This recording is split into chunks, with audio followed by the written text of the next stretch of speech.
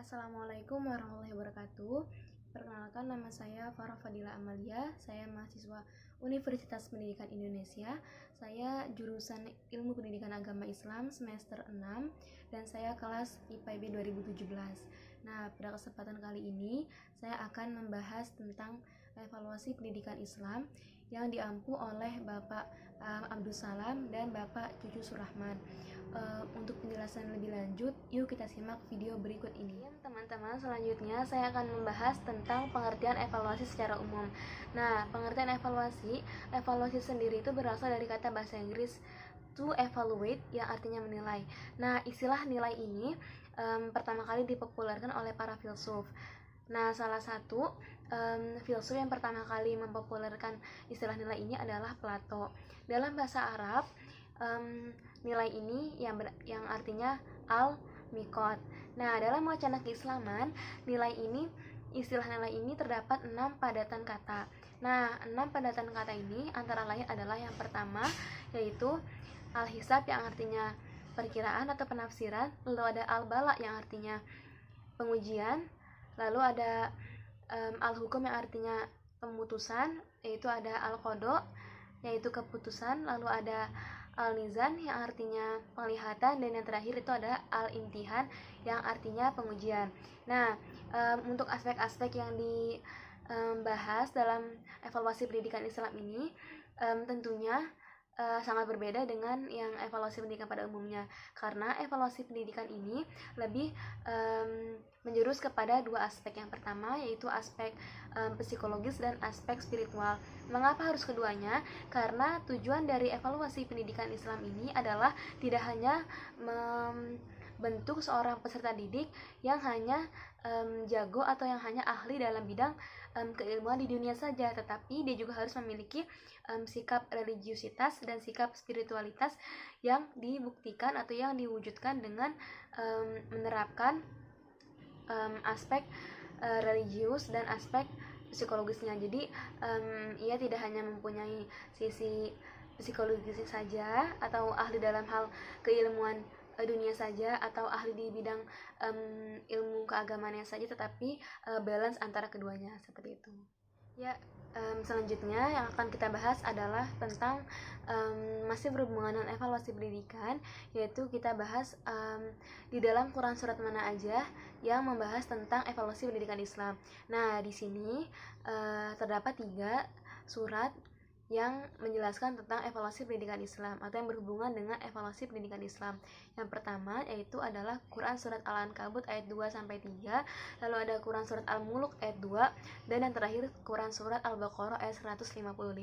Nah, pada pembahasan kali ini saya akan hanya membahas satu surat saja, yaitu Quran surat Al-Mulk ayat 2. Sebelum bahas ke yang lebih lanjut, saya akan membacakan suratnya terlebih dahulu.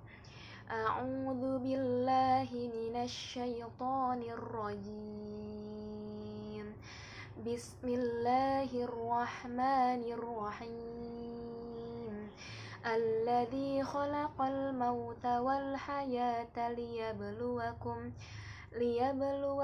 ayyukum ahsanu amala wa huwal azizul ghafur. Sadaqallahul azim, yang artinya Dia yang menciptakan mati dan hidup, Dia yang akan mengujimu siapa di antara kalian yang paling baik amalannya. Dialah yang maha perkasa lagi maha pengampun.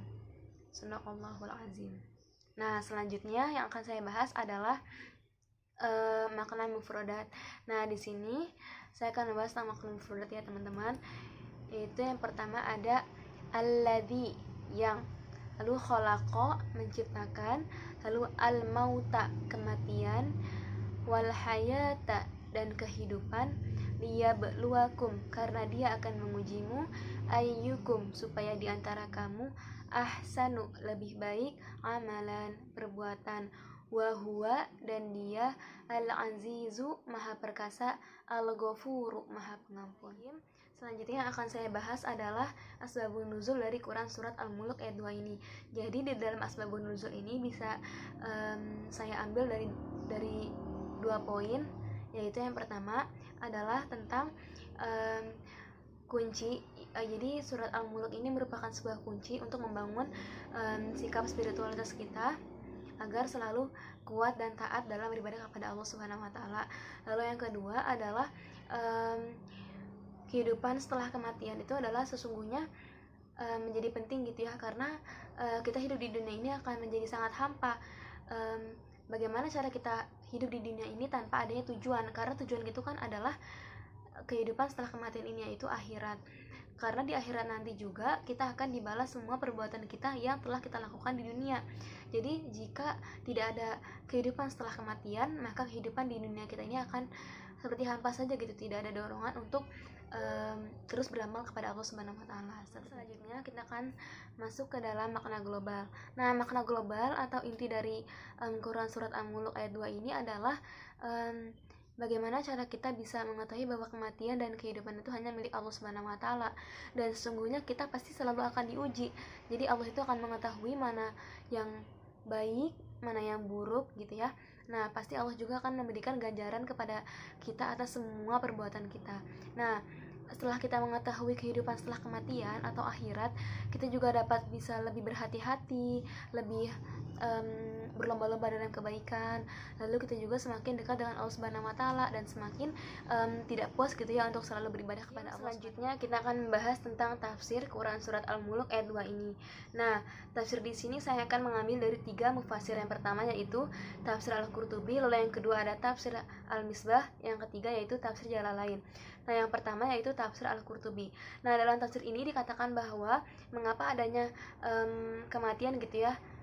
Kenapa di sini diucapkan itu kematian dulu baru kehidupan? Karena kenapa?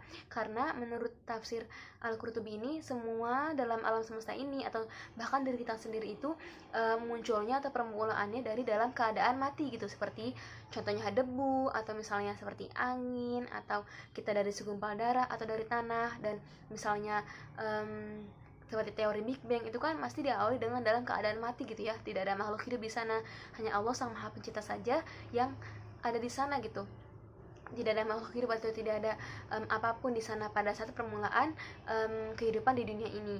Nah, jadi menurut Al-Qurtubi ini, semua ini dalam keadaan mati gitu awalnya. Jadi makanya kenapa dalam surat Al-Mulk ayat 2 ini dikatakan kematian dulu baru kehidupan, karena seperti pada dasarnya mendahulukan perempuan daripada laki-laki. Karena dalam hal ini seperti itu, karena kematian itu selalu mendahului kehidupan, seperti itu. Nah, lalu yang kedua ada tafsir Al-Misbah. Nah, dalam tafsir Al-Misbah ini lebih menekankan kepada ada kata-kata kutipan ayat dalam Al-Mulk ayat 2, amala. Nah, amal ya berarti ya. Nah, dalam tafsir ini dijelaskan bahwa Allah mengetahui apa saja amal-amal manusia yang paling baik amalnya dan paling buruk amalnya. Nah, kenapa sih Allah ini tidak mengetahui, tidak beritahu kepada kita siapa sih hamba-hamba yang paling baik amalnya dan paling buruk amalnya?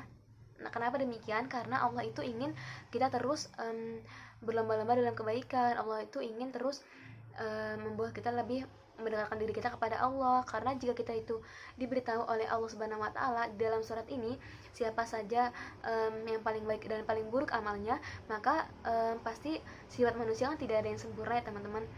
Pasti ada saja sifat sombong, sifat sudah merasa puas, sudah merasa cukup. Pasti di sana ada keinginan untuk tidak beribadah lagi pada Allah, sudah cukuplah istilahnya gitu. Jadi Allah itu ingin kita terus beribadah kepada Allah, ingin terus merasa tidak cukup untuk terus beribadah, terus berperilaku baik, atau untuk terus berbuat baik kepada sesama, kepada lingkungan gitu.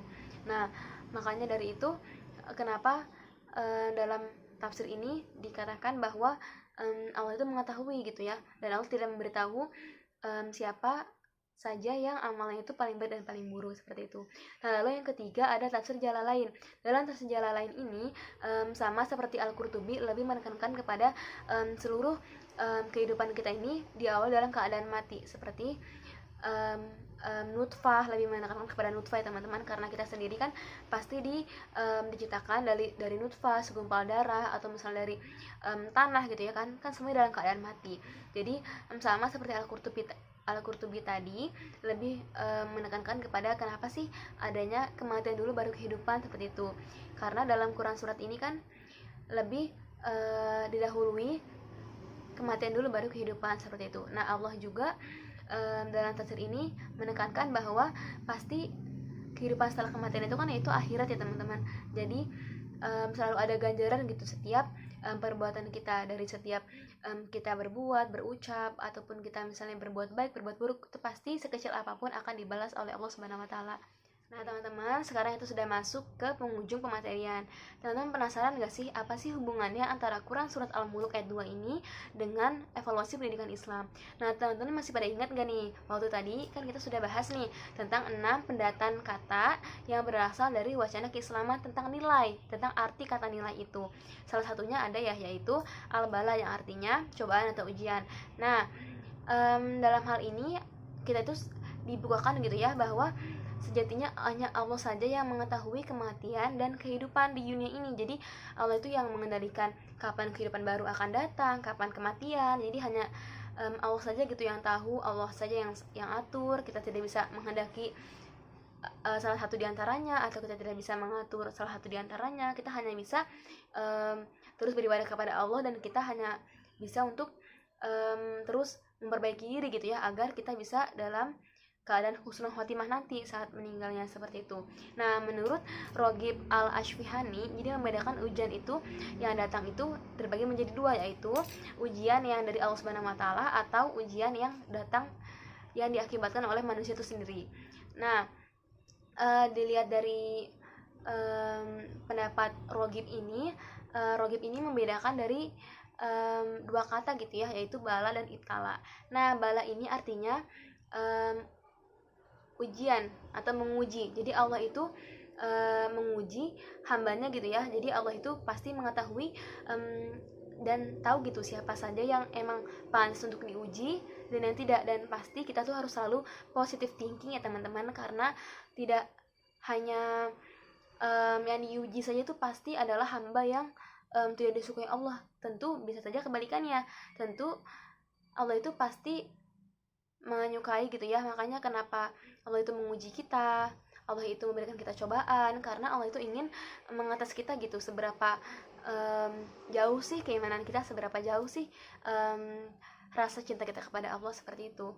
Nah, kalau ibtala itu yaitu ujian gitu, yaitu ujian yang diciptakan oleh manusia itu sendiri. Jadi manusia itu hanya mengetahui segelintir kejadian di kehidupannya saja, tetapi tidak tahu akibatnya seperti apa, atau tidak tahu kenapa sih ujiannya bisa ada di dia, kenapa sih ujiannya itu bisa tertimpanya sama dia, seperti itu. Jadi ibtala ini yaitu artinya manusia itu hanya mengetahui sebatas kemampuan inderanya saja, sebatas pemikirannya saja. Jadi hanya Allah yang tahu semuanya, yaitu bala, seperti itu.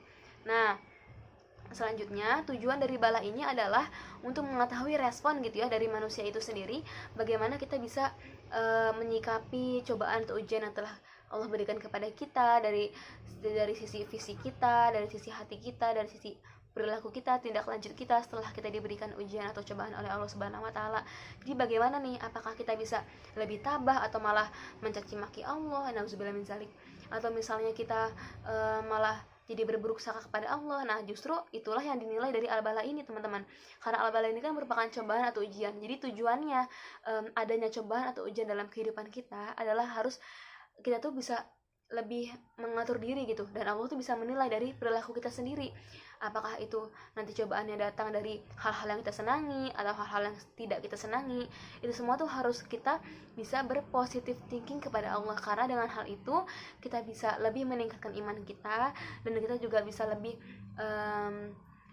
menguji kesabaran kita gitu ya teman-teman. Dan semoga aja dengan adanya cobaan dan ujian yang telah Allah berikan kepada kita bisa membuat kita menjadi lebih baik lagi ke depannya. Nah teman-teman, sekian ya pematerian kita kali ini. Semoga ilmu yang saya bawakan tadi bisa bermanfaat buat semuanya. Semoga kita selalu dalam lindungan Allah Subhanahu wa taala, dan mohon maaf jika ada salah-salah kata dan perbuatan. Kurang lebihnya mohon maaf. Saya undur diri. Wassalamualaikum warahmatullahi wabarakatuh.